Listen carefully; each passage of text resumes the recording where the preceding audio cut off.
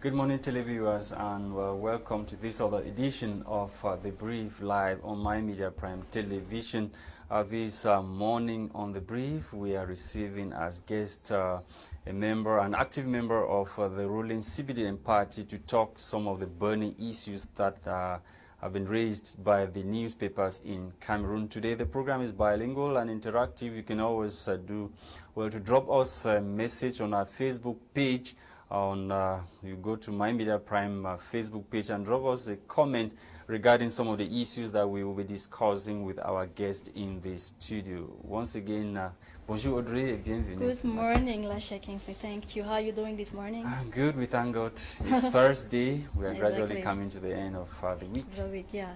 Bonjour à vous, mesdames, messieurs. Merci de nous retrouver une fois de plus sur The Brief, votre émission qui, je le rappelle, est entièrement consacrée aux analyses des grandes unes. Et bien, que disent les journaux ce matin, à 2 jours du coup d'envoi du championnat d'Afrique des Nations? Le journal La Capitale Publique, Cameroun Tribune, par lequel nous débutons ce matin, rassure à sa grande une. Le Cameroun est prêt. Cette assurance s'inspire du communiqué publié par le porte-parole du gouvernement hier, René Emmanuel Sadi, dans lequel il indiquait que sur instruction du président de la République, toutes les dispositions ont été prises sur l'ensemble des sites pour assurer un succès total à la fête du football africain qui s'ouvre après-demain. Cette information est à lire dans les pages 4 à 5.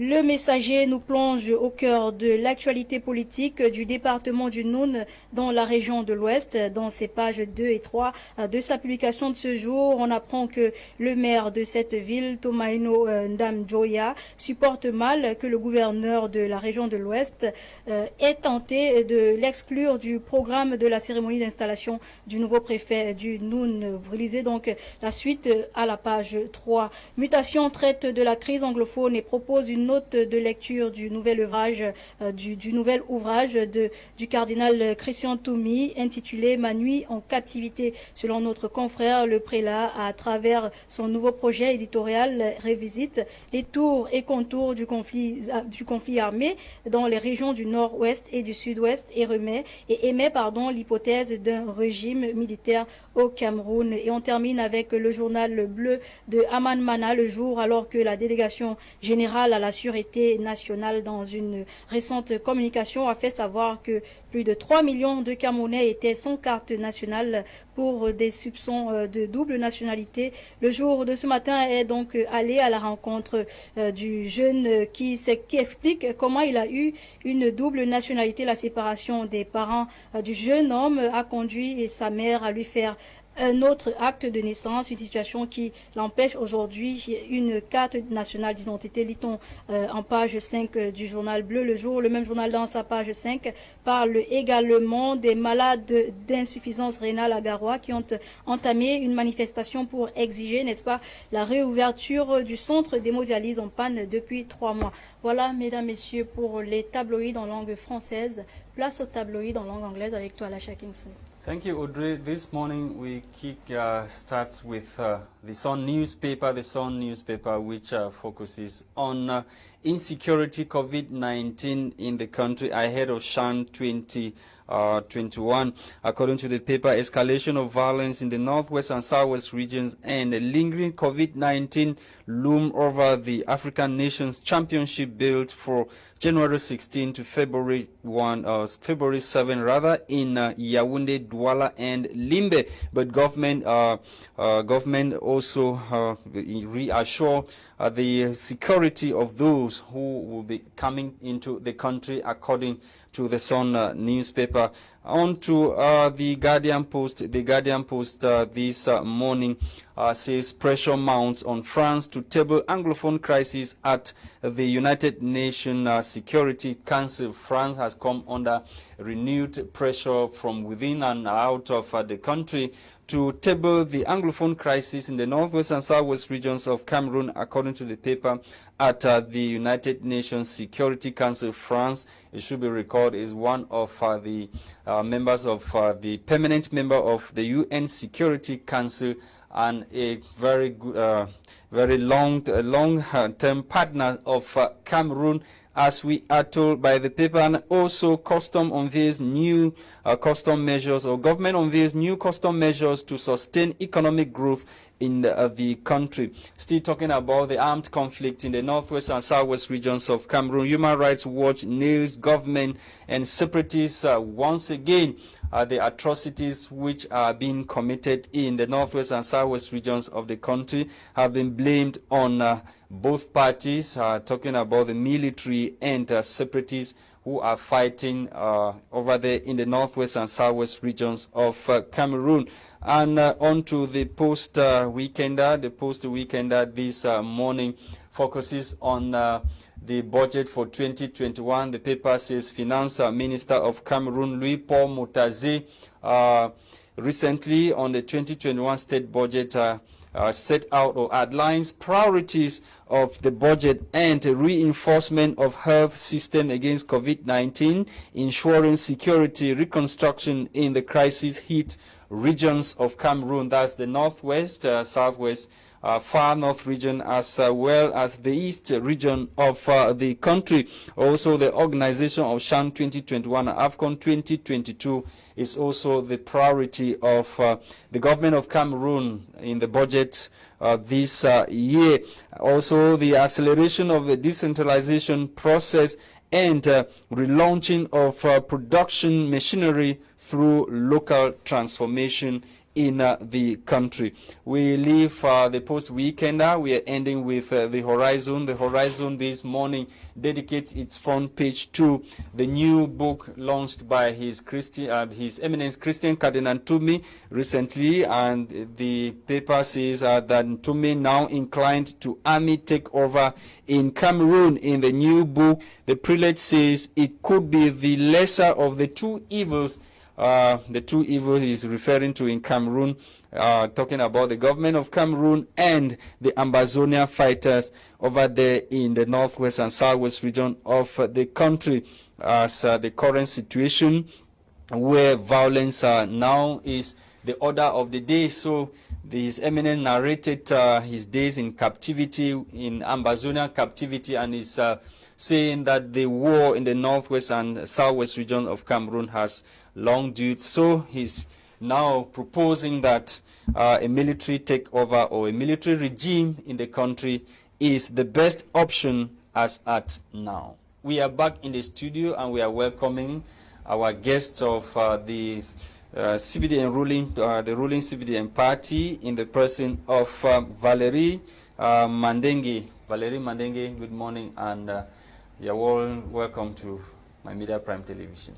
Bonjour Monsieur Lacha, bonjour Madame Audrey, bonjour aux millions de téléspectateurs de Prime Media. C'est un plaisir renouvelé pour le Rassemblement démocratique du peuple camerounais d'honorer à l'ensemble des programmes de ce que nous pouvons appeler aujourd'hui chez vous une institution. Parce que vous avez débuté, vous avez fait votre chemin, et aujourd'hui les Camerounais dans leur ensemble sont déjà connectés au programme de votre chaîne. C'est aussi une occasion ici de présenter les meilleurs vœux pour tous ceux qui nous suivent, parce que comme vous le savez, 2020 a été une année assez difficile, a été une année assez complexe pour les Camerounais, et nous espérons que 2021 sera l'année de la relance et l'année de l'espoir. Merci encore pour votre invitation. Okay, Audrey, let's kickstart with the issue. Merci d'honorer notre invitation. Eh bien, on va débuter notre focus ce matin justement avec le problème de carte nationale d'identité qui défraie la chronique depuis pratiquement plusieurs semaines au pays, et on a le boss de la sécurité nationale qui disait, n'est-ce pas, que plus de 3000 Camerounais sont sans carte d'identité nationale parce que ils sont accusés de double identité. Et justement, le jour où nous parlait d'un jeune homme qui se retrouve dans cette situation-là pour x, y raison. Alors on se pose la question, est-ce que c'est nous les Camerounais, c'est à nous d'État, c'est à nous que revient l'établissement des actes de naissance? Que se passe-t-il réellement? Parce que la faute, on a l'impression, elle est en train de revenir aux Camerounais. Écoutez, Madame Audrey, c'est une question assez complexe qui, il faut l'avouer, a beaucoup de ramifications. Vous savez, vous comme moi, j'ai pris acte de la sortie de la délégation générale à la sécurité nationale qui nous donnait un certain nombre d'indications sur les causes réelles sous-jacentes à ce problème. Maintenant, il faut savoir que derrière cette sortie, comme vous, on a vu dans les réseaux sociaux et un certain nombre de leaders politiques se prononcer sur la question, il y a maintenant lieu de s'interroger. Moi, la première chose qui m'a interrogé personnellement, c'était la révélation par la DGSN de 3 millions de Camerounais qui étaient en réalité en état d'illégalité. C'est-à-dire 3 millions, vous avez 3 millions de Camerounais. Mais est-ce que c'est les Camerounais qui établissent les actes de naissance? Monsieur Lacha, j'arrive. Lorsqu'on parle de 3 millions de Camerounais, il convient pour nous, en toute objectivité, de dire que si nous voulons un état de droit, un état de justice, il nous appartient déjà à nous, Camerounais, à la base, de faire un maximum d'efforts, de se conformer à la législation. Lorsqu'on a 3 millions de Camerounais en double, voire triple identité, ça veut dire que ce problème ne concerne pas seulement les actes de naissance. Monsieur Lacha, nous sommes face à un problème suffisamment grave, qui est celui de l'usurpation d'identité. C'est-à-dire que vous vivez avec une identité qui n'est pas la vôtre et qui vous permet d'accéder à un certain nombre de privilèges. Je ne vais pas vous rappeler le nombre de fois où, lorsqu'il y a des processus d'identification ou d'authentification des diplômes, dans des structures, vous avez des bureaux qui deviennent vides. Donc ça veut dire que ce à quoi nous sommes confrontés est réellement un problème social que nous devons gérer au-delà de la réforme même de l'identité. Vous savez, aujourd'hui, les pouvoirs publics ont mis en place, par exemple, le BUNEC, qui depuis pratiquement 5 ans s'efforce à réformer le système de natalité dans notre pays en informatisant tout le fichier. Maintenant, lorsque vous avez 3 millions de personnes, ça nous interroge tous.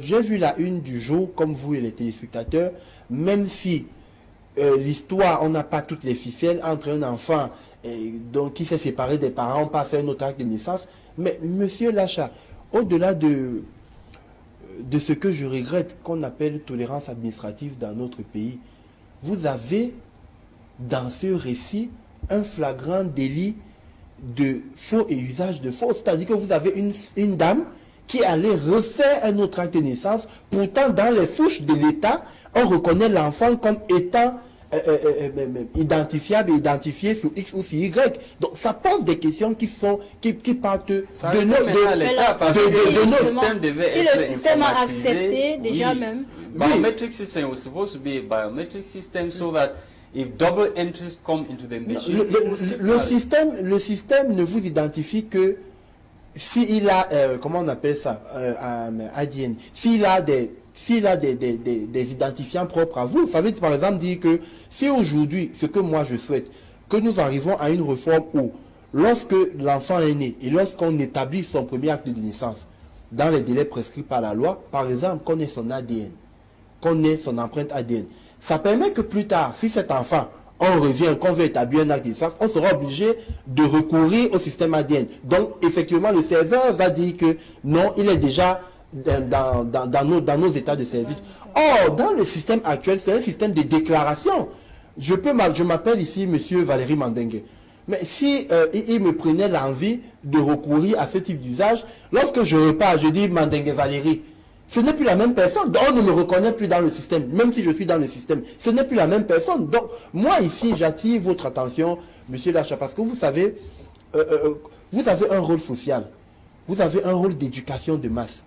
Et il est important pour nous que, si nous prenions tous l'exemplarité que nous voulons pour notre pays, nous devons déjà nous-mêmes être exemplaires.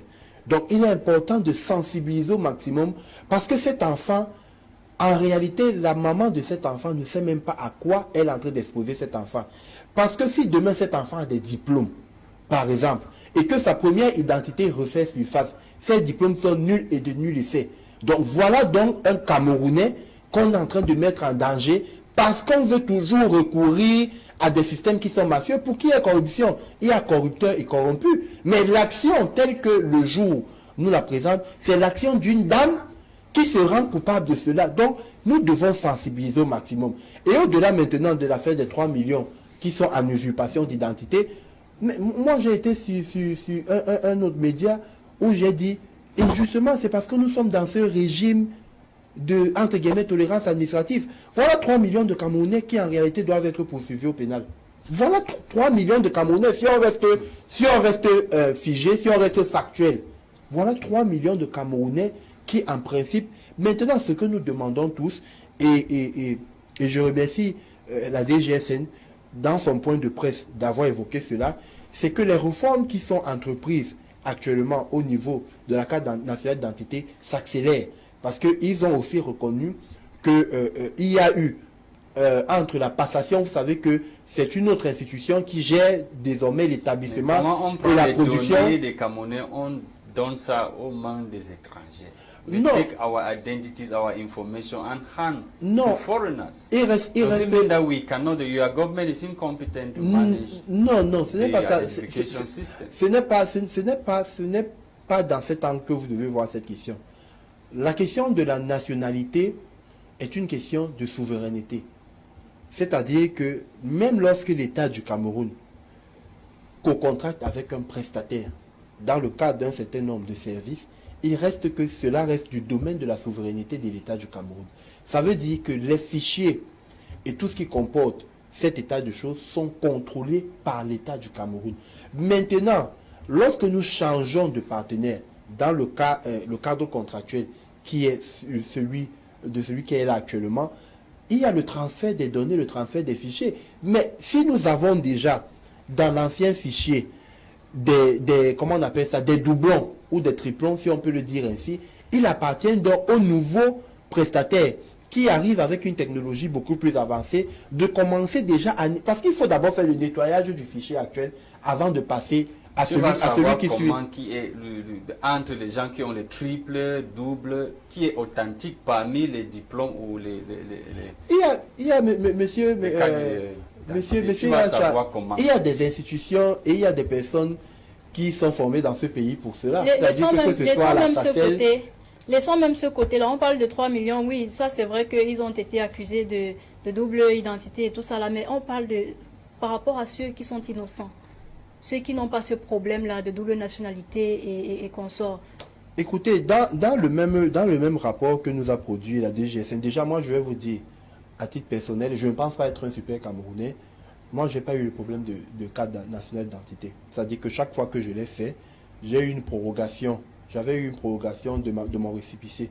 2 fois ensuite, ma carte est sortie. Maintenant, il convient aussi d'indiquer autre chose, Madame Audrey. Dans le même communiqué, on nous indique qu'il y a près de 280 000 cartes d'identité non encore dans les institutions. Sauf que le plus souvent, lorsque vous arrivez là-bas, on vous dit qu'il n'y a pas de carte. J'arrive, madame, si vous permettez.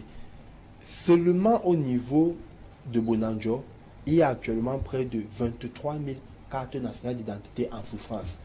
Je ne suis pas sûr, je n'ai pas la science infuse pour dire que ces 23 000 Camerounais, soit ce n'étaient pas des Camerounais, ou bien soit ils ne sont plus de ce monde. Okay. Mais je sais aussi que parmi ces Camerounais, c'est toujours le travail que nous devons faire. Okay. Il faudrait aussi que les Camerounais sensibiliser à aller retirer leur carte. Retirer leur carte. Parce que les cartes d'identité, bien évidemment, lorsque vous les établissez, ne vont pas venir vous retrouver à la maison ou dans les ménages. Donc faisons ce travail et tout ira bien. The Horizon newspaper this morning talks about the book published by His Eminence Christian Cardinal Toumi, proposing or suggesting that the best option for Cameroon now is a military rule. What do you have to say as a member of the ruling CPDM party? Have you guys failed, Cameroonians? Monsieur Lacha, vous savez, le cardinal Christian Toumi, pour tout Camerounais, est une personne respectée, est une personne à l'identité connue.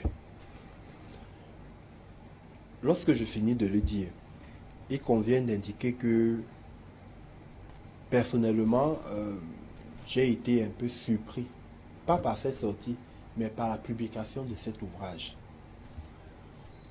Vous savez, ce sont des situations ambiguës comme ça qui ont fait que nous arrivions à la situation où nous sommes arrivés.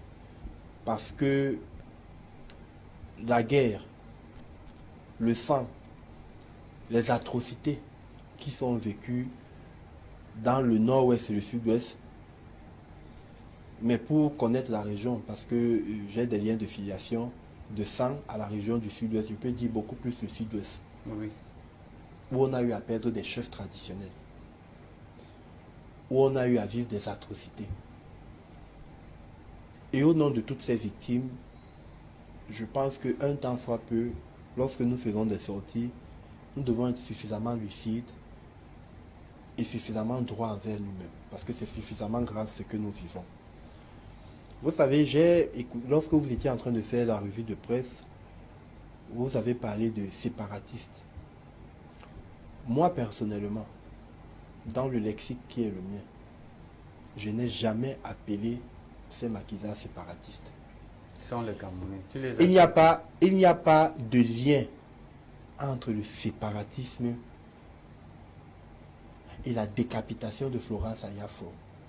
Il n'y a pas de lien entre la sécession et les enfants assassinés à Kumba.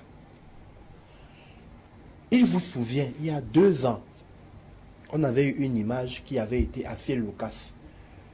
Vous avez le prêtre de Kumba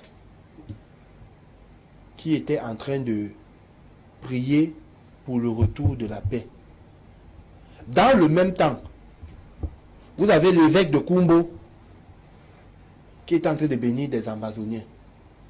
Ça avait suffisamment choqué les Camerounais. Voici donc une situation ambiguë dans laquelle certaines personnes estiment pouvoir tirer les larrons des ficelles. Monsieur Toumi parle...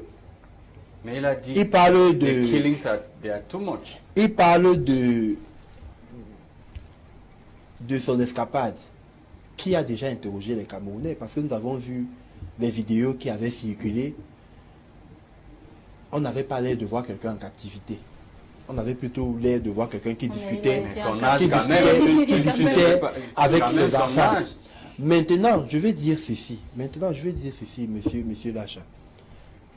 Pour résoudre la crise qui est la nôtre, il n'y a que deux... On a 30 secondes. Voilà, il n'y a que 2 équations possibles. Il y a une offre de paix du chef de l'État de déposer les armes. Il a dit le chef de l'État a Et échoué. il y a des les Amazoniens, centres, ils ont- centres de DDR. Le chef de l'État va jusqu'à pardonner à des personnes qui ont commis des crimes. Et bien que ces enfants sortent de la bourse. La deuxième chose, c'est que nous attendons que les pays dits amis du Cameroun mettent en exécution le mandat d'arrêt internationaux qui ont déjà été lancés contre les chefs de guerre Ok. que sont Ayaba Cholukas, Eric Tato ou encore Tapan Ivo Tankou. Ok. Donc ce n'est que à ce prix-là que nous aurons un retour à la paix dans ces régions. Nous ne pouvons pas mettre un processus de paix au Cameroun pendant qu'à l'étranger on continue de financer la guerre et on continue de massacrer nos enfants au sud-ouest. Thank you very much for coming, Mr. Valery. It was a pleasure having you. Hope to have you tomorrow or some other time on this very platform. Je suis ouvert à toutes vos invitations. Maintenant, vous savez aussi qu'au-delà des invitations, nous avons une programmation officielle du comité central qui nous envoie dans les médias. Mais je dis encore à titre d'amitié, lorsque vous aurez besoin que je vienne débattre ou bien que je vienne passer une matinée avec vous, je ne serai que Merci ravi. beaucoup. Merci. Et c'est sous ces paroles de M. Mandengue que nous mettons fin à cette édition de ce jour. Mesdames, Messieurs, merci d'avoir été des nôtres. Restez scotchés pour plus sur My Media Prime Television. Thank you, televiewers, for watching. Tini Ayon coordinated the production this morning for presentation. We have been Audrey Zaksa and myself, Lasha Kingsley. Bye-bye.